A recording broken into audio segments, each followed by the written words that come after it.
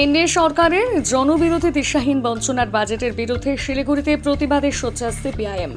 2024-25 অর্থবর্ষের budget ইতিমধ্যেই পেশ করেছে কেন্দ্রীয় অর্থমন্ত্রী নির্মলা সীতারামন এবং সেই বাজেটে এনডিএ সরকারের জনবিরোধী দিশাহীন বঞ্চনার বাজেটের বিরুদ্ধে প্রতিবাদ জানিয়ে শিলিগুড়ির রাজপথে বৃহস্পতিবার অর্থাৎ এদিন বিক্ষোভ মিছিলে সামিল হল সিপিআইএম।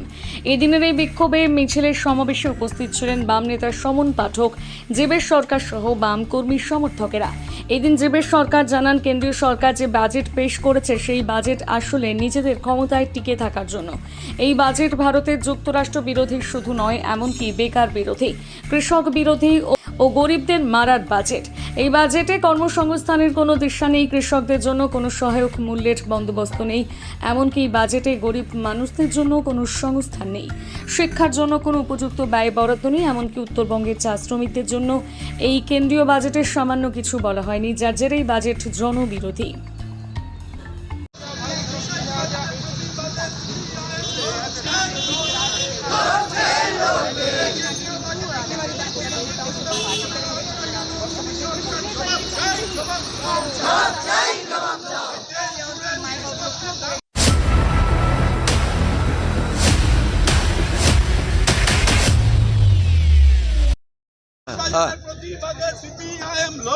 বিজেপির সরকার, নরেন্দ্র মোদী সরকার যে কেন্দ্রীয় বাজেট পেশ করেছে সেই বাজেট আসলে নিজেদের ক্ষমতায় টিকে থাকার জন্য ভারতের যুক্তরাষ্ট্র বিরোধী শুধু নয়, এটা বেকার বিরোধী, কৃষক বিরোধী, গরিব মারা একটা বাজেট তৈরি হয়েছে।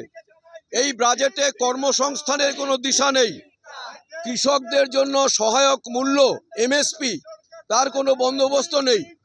এই বাজেটে গরিব মানুষের জন্য কোনো সংস্থান নেই, শিক্ষার জন্য কোনো ব্যয় বরাদ্দ, উপযুক্ত ব্যয় বরাদ্দ নেই।